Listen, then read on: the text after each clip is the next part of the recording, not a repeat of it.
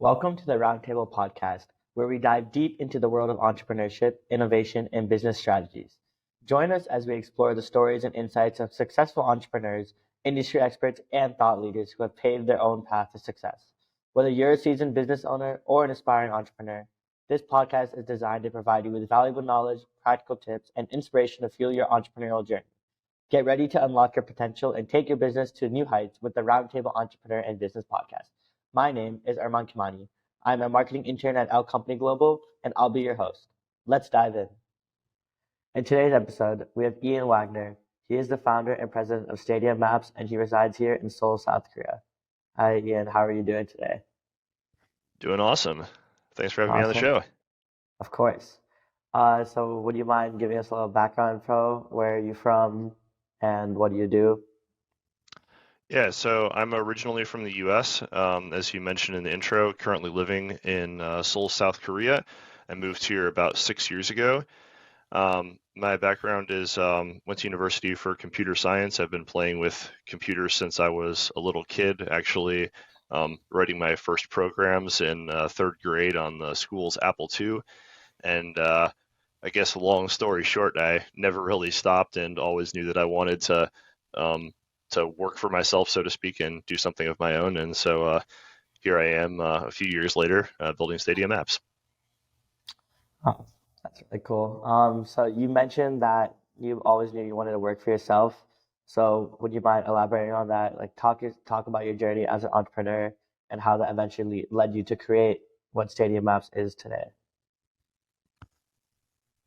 Yeah, I guess I never really liked the idea very much of um, being a giant cog in an organization with a few thousand people, and it was a bit hard to see the impact that I was making.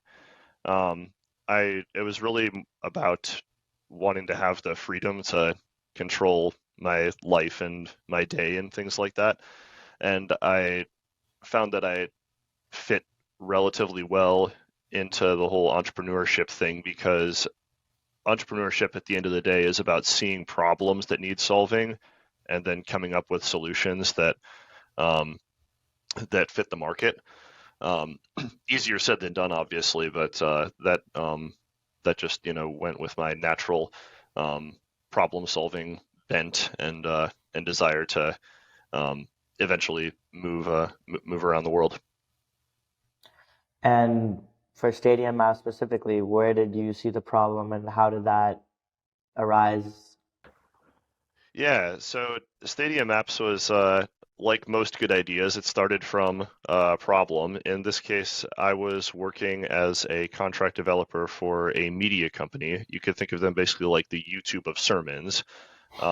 They had a feature on their website where you could see where the various broadcasters were, these churches that were all around the world. And their solution for that was using Google Maps, which at the time was free, as it was for most people. Most people had been using Google Maps to embed these like free store locator types of experiences on their websites. And one day they got an email from Google saying, "We're changing our pricing." And it basically boiled down to they were going to have to start paying Google $700 a month in order to keep using this. And like I said, they're basically the YouTube of sermons. So the point isn't to like go out and find these physical locations, but it was like an ancillary feature of their site, and it wasn't driving their revenue directly. So basically, their options were shut it down or find an alternative. So my co-founder Luke and I, who had been working together for about 5 years in various other roles to that point, we saw this as an opportunity and said, "Hey, can we get like a month to figure this out?" Because it was something that the CEO and founder really wanted to keep on having on the site. It was a nice feature, but just not at those prices. So we took a month and built the MVP, minimum viable product, and went from there. Cool. And did you always have this idea of selling to other businesses or like from a business perspective, or was it all, did it change over time? Yeah, we always wanted to be in the B2B space.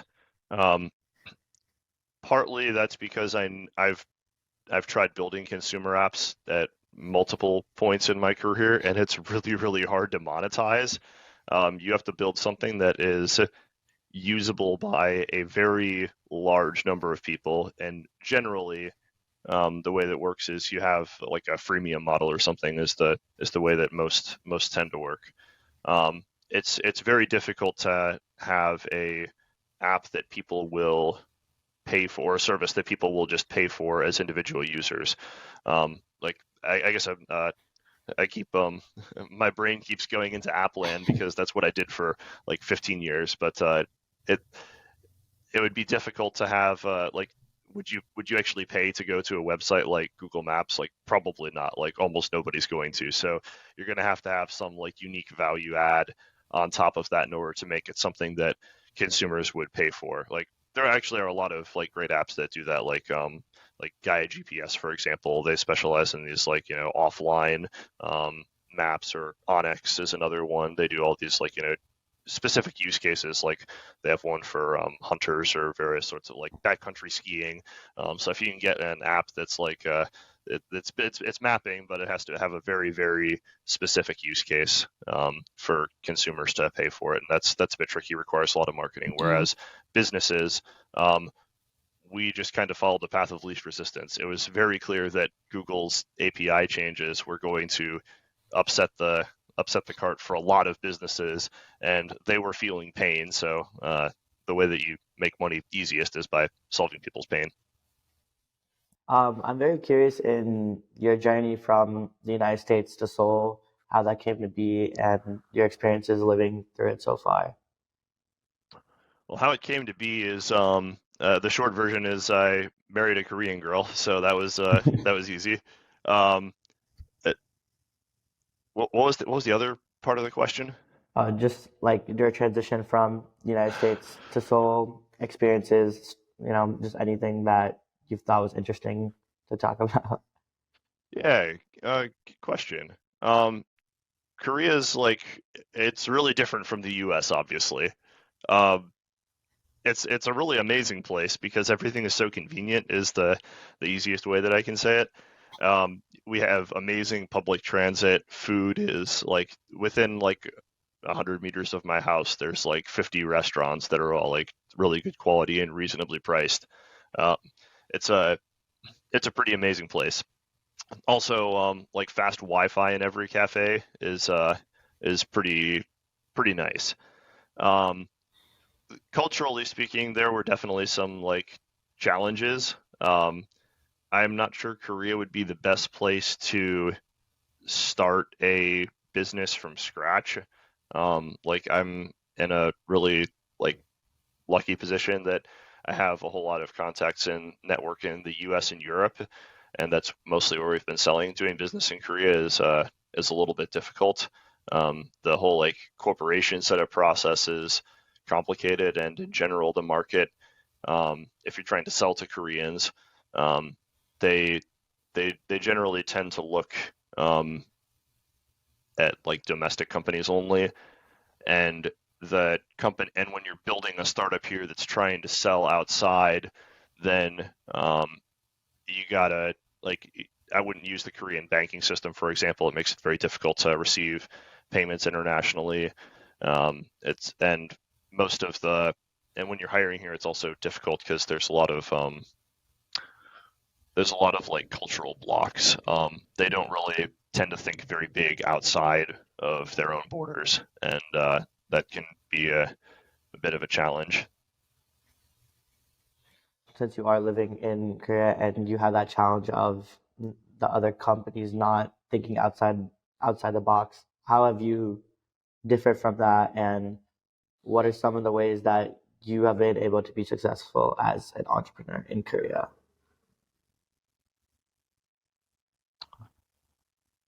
Mostly it's been by we've always had a global focus. We we like I happen to live in Korea because I really like living here, but it's not really a factor in how I think about my business. We've always been global from day one. We have customers from uh, I guess we'd probably don't have anyone from Antarctica, but we have customers pretty much everywhere else, and we like to keep it that way. I mean, the problems that we're solving are the same problems that businesses have the world over, which is that maps the pricing model doesn't work for them, or the support that they're getting isn't adequate, or the or like it's a privacy issue with big tech companies like Google doing their data mining on your users. So those are the kind of problems that we solve, and those are pretty universal. And how do you maintain this sort of international focus? I know when researching a little bit about your company beforehand, I saw that you guys are very like decentralized. What led you to like actually getting those different servers internationally? Yeah, we wanted to build something that was reliable for businesses. I mean, we were B2B from day one, and businesses have like strict demands. Like if your service is not up, then they get pretty mad, because in many cases they can trace that to you actually costing them money. So reliability was a huge concern, and so we started from pretty much the beginning. Like within like a couple months of doing our MVP, we had multiple data centers operational. Um, yeah, I mean, we just had to focus on reliability from day one. So on the server side, then that's pretty straightforward. On the team side, um, I've been a remote worker since before this whole work from home thing was cool. I guess I'm like a remote work hipster now. I've been doing that since like 2010. Um, yeah, there's definitely a lot of challenges with that. Communication is really the biggest one. So I live in South Korea. My co-founder lives in Switzerland. It very much helped that we had worked together for like, I guess, like 6 years probably before we started Stadia Maps together. A lot of that in close proximity, so that really helped. We already had a really good working relationship. Um, but yeah, communication is really the key to running a decentralized or remote first or whatever you want to call it company. And there's a lot of great tools out there. Like you don't really need me to tell you this, but like Slack and stuff. We use a similar thing called Zulip. It's basically the same idea as Slack. Um, having regular having regular points in the calendar that you've just scheduled like every week. We're going to try and have this time to connect and just give like quick like 20 minutes of updates and figure out who's stuck on what, who's working on what. Task management tools, Zoom, of course. We've got all these great collaboration tools, but tools are just tools. The real challenge is making sure that everyone on the team is able to effectively communicate, and also to be a self-starter. For sure. And it seems like, the communication is the most important thing, but it doesn't seem like you have a necessary, very strict time schedule that you have to go off of that. So, what does your schedule look like in terms of being an entrepreneur? What is the work-life balance? And would you say it's more stressful than having a more structured job, less structured, or any other sort of opinion? Yeah, there's an old joke that I wish I had made up. It goes something like, I work for myself, so I get to pick which 80 hours I want to work this week. It's not actually that bad, but like you have to, like, definitely you do end up working more, and there is more stress at some level in being an entrepreneur. Um, Although my argument for that, in case anyone's listening who's considering entrepreneurship, like don't let that scare you away, because the security that you think you have from your 9 to 5 job at a big corporation is it's just an illusion. You can you can be unceremoniously terminated as well. So actually, in that sense, you almost have a bit more certainty as an entrepreneur, since you can if a train wreck's coming, you can see it coming generally. um, uh, what else about that? Yeah, I mean, you just have to scheduling. Like you have to put the important things in your schedule. Like you have to put them in the calendar. So like digital calendar is something I use pretty heavily. You have to put stuff in the calendar, and it generally helps if you can schedule similar things together. Like, for example, I tend to schedule all of my meetings on a single day. Like, you actually got to see firsthand when we met up in person the other day when we were hanging out in the cafe. I had like just like straight meetings for the entire time after we were done getting to know each other there. So that kind of thing tends to help very well as far as an efficiency standpoint. And if you do things right, then you can actually be even more efficient than when you're working in an office where you have all these interruptions and stuff. But it's definitely a challenge, especially as you get like a family and stuff like that. Like I've got a daughter now, and that definitely makes it more difficult to schedule. But yeah, you got to basically block the time in the areas that you need in your calendar and go from there. Mhm. Would you say there's any other skills that maybe you wouldn't necessarily think are important, but once you are a leader and a founder and CEO, actually do come into play a lot more than you would initially realize? Hmm.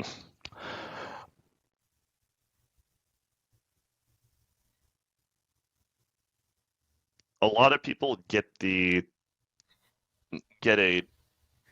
incorrect view of what leadership is. If I could like boil it down, it's unlocking the potential in others.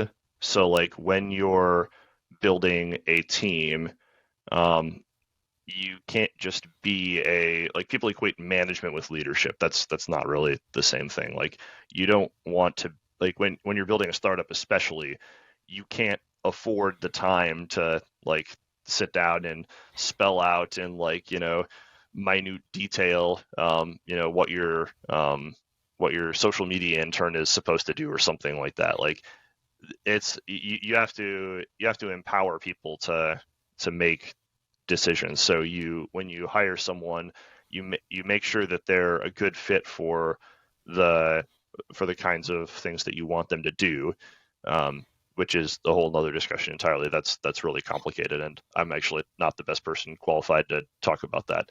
Um, but like once you've hired someone and you said, okay, you're doing this, like managing our social media, for example, then you need to empower them. You need to give them the ability to make decisions in a somewhat autonomous manner rather than just like looking over their shoulder and managing them the whole time. And that ends up working out better for everyone because as the entrepreneur, you get more time back, and the person is generally going to like their job better and do better work if they feel empowered.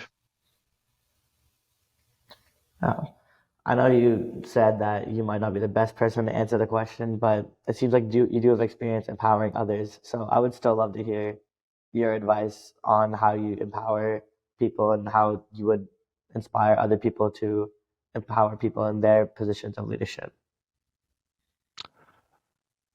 Make it clear what you're looking for from them, and then when you assign them a task, instead of just giving them like a checklist of like stuff to do, then say like, we need to give them a slightly more broad goal. Like instead of saying like, um, you know, write this announcement and post it on, social media or whatever, as a dumb example. Um, Start thinking a little bit bigger and say like, what are we actually trying to achieve with this, and try to give them ownership of something a little bit bigger. Like um, we need to grow our social media presence, and like I'm not the best person to figure out what the various tones are for each of the networks or whatever. Like this is like just like completely made up example, but like say you wanted to grow your presence on TikTok. Like I don't know a thing about TikTok except it's these funny little short clips or whatever. So I'm gonna leave that to the person who I'm hiring, because like I'm probably hiring someone in their 20s hoping that they know more about TikTok than I do. So like that's the way I would approach that. Yeah, for sure. Very, very important to not think that you can do everything for yourself. And definitely That's a seems huge like trap, and I fall into that. Yeah. what would you say, like, as an entrepreneur, you've had years of experience. If you had to choose, I know this is kind of a difficult question, but what would you say your biggest accomplishment is so far? Hmm. I mean, like I'm extremely proud of a lot of various technical achievements, obviously, but um, that's not very interesting to most of the audience. There's, I mean, I guess, explain it. If you're proud of it, what would you say in terms of your technical experience? well, I mean, it's kind of abstract as far as like for this audience, but like we built something that is able to run at a fraction of the cost of several similar services. So like we're pretty proud of the efficiencies that my co-founder and I have been able to build over the years there. So like definitely proud of that. But like zooming out, I mean, I think the bigger achievement is probably actually just surviving. You like the startup statistics and whatever of 9 out of 10 don't last 3 years or whatever it is. Like the odds of survival are not great, and being able to survive for we've been around like 6 years now, um, and are growing quite well now. So I guess that's like the biggest achievement is being able to come into a space that actually, yeah, if jumping back to the beginning, you may have noticed my background included nothing at all about like geospatial data and stuff like that. Like this actually isn't an area that we had any expertise in before starting this company. So we had to learn a whole lot along the way. So yeah, I mean, just being able to adapt and survive, I guess, is probably the biggest one. It seems like your mindset is a really big part in how you ended up here. You just keep learning and adapting, and I think that's something that every entrepreneur could definitely keep in mind for the future. Yeah. In terms of like Stadia Maps, how are you happy with the company's progress so far? Is there a future that you see where you can expand it or find new opportunities in any sort of way? Yeah, I mean, we're definitely not stagnant. We're not done yet. Our goal is to build the location platform alternative for businesses. Like we want to be the the serious competitor that everyone knows, right up there with like Google Maps and Mapbox and these guys. So we aren't there yet, but we're within like a month we'll be at like 80% feature parity to solve the business use cases for like 80% of businesses out there. So that's a pretty big step on the path there.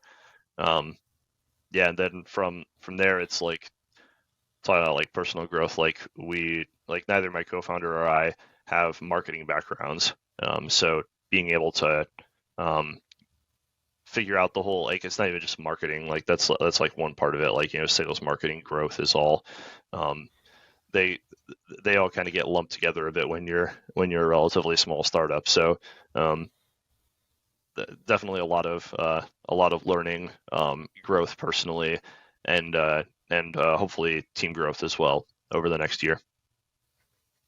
Cool. Happy that you're not staying stagnant and you're going to keep growing. I hope to Yeah, see Stadium Maps internationally well known in the future. yeah, yeah. Um, so what opportunities would you say, or if there are any that would you say that Stadium Maps has given you in terms of other sorts of entrepreneurship? I know stalking your LinkedIn a little bit before this, you're a partner in other companies as well. hmm So maybe Stadium Maps or your mobile app development background, what opportunities has that given you in other fields of entrepreneurship? I would say it's more a bunch of parallel threads rather than one necessarily giving the opportunity for the other. Um, Yeah, I mean, I've been, like you said, I've been doing custom mobile app development for a very long time. I actually published my first app a month after the Apple App Store went live, and was a accidentally brilliant piece of marketing, because I basically didn't run out of work for a very long time after that, and still have people coming and asking me to do that. So that was like my first entrepreneurial success, I guess, and then I joined up with Luke after a few years, and we have a company, Functional OU, which is what we run all of our like custom projects through. We pretty much limit that to like super high value stuff now, because we're pretty focused on Stadia, but we still have that, and that's going. Um, I've also got another couple of things I'm doing. Both of them related to this flag on the wall behind me. If anyone's watching via video, Estonia has this really cool program called e-residency, which is a digital ID that anyone can get from the government that verifies that you are who you say you are. That sounds like a pretty boring intro, because that's really all that it is in the technical sense. But what it enables is what's really special about it.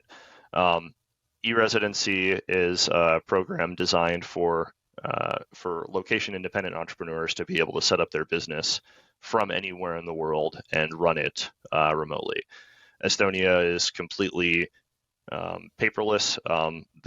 They've been able to save something on the order of like billions of euros per year in expenses from all of the paper processing that most governments have to do, which is pretty insane when you think about it, because they're a small country of 1.3 million people. So if a country like the U.S. were to do something like that, then the savings could be massive.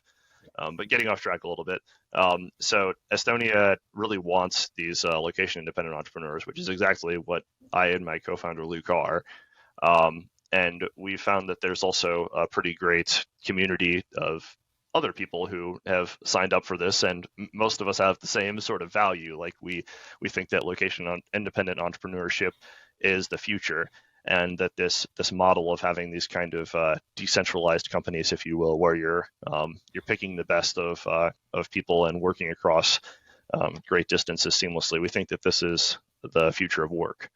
So together with a couple of other e-residents that I've met, we've created a company called Emerald Foundry, and we're basically doing business coaching is the simple answer, but we take entrepreneurs who are they've figured out something, they've got a working product or service, and they've had some level of success with it, but they're stuck, and they need some help in order to scale their business to the next level. So we come in and we help them with coaching, with analyzing their business model, with figuring out how they should be spending their time as the founder, because like we talked about earlier, it's a lot of responsibilities to juggle, and if you're sitting there doing the most menial tasks, and you could be paying someone else to do that, then you need to start like evaluating these things, and it's difficult to do when you're down in the trenches doing all the work yourself, to see that maybe you need some help, and where specifically that would actually be effective in like buying back your time as an entrepreneur.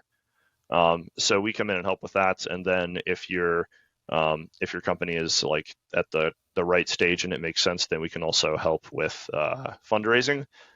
We can do this via a special purpose vehicle that we've designed in cooperation with some Estonian lawyers, and that can be a vehicle for raising like your like seed or pre-seed rounds. I'm very glad that you gained expertise and now you're using it to help other aspiring entrepreneurs as well. I think that's really cool. But yeah. Yeah, so I want to finish off on kind of like a higher note, maybe more of like an advice like note. So what would you say your biggest piece of advice is to any other entrepreneurs getting into, data space, like location technology, or really any industry in general?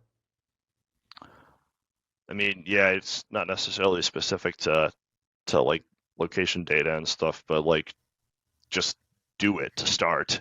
If you're thinking about it, then the best time to start was yesterday. You're not getting any younger, and someone else is probably going to have similar ideas to you at some point. But yeah, I think that'd be my first piece of advice, is just do it, get started. And the second one is don't get too hung up on an idea. I talk to so many people who are thinking about being entrepreneur doing their own startup, and they think that their idea is everything, and they end up getting married to that.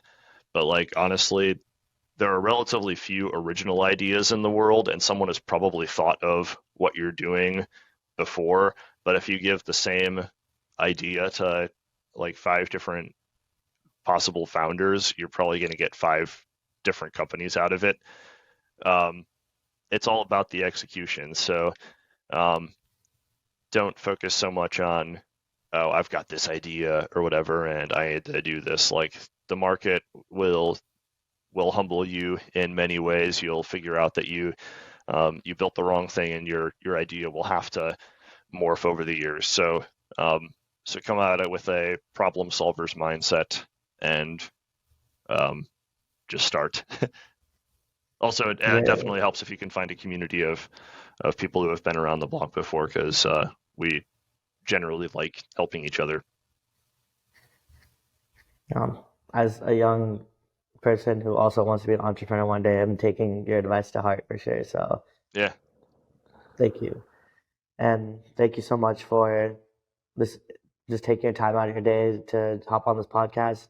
I'm sure I gained a lot of insight, and the audience, I'm sure, gained a lot of insight as well.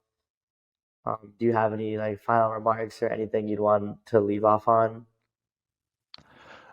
I don't think so. If you're in this boat of just trying to start your entrepreneurship journey and want a quick chat, I can also put my LinkedIn in the show notes. For sure. Yeah, I will definitely keep that as well. All right. Thank you so much. Yeah, I hope you have a great day. Yeah, thanks. And Thanks, Armand.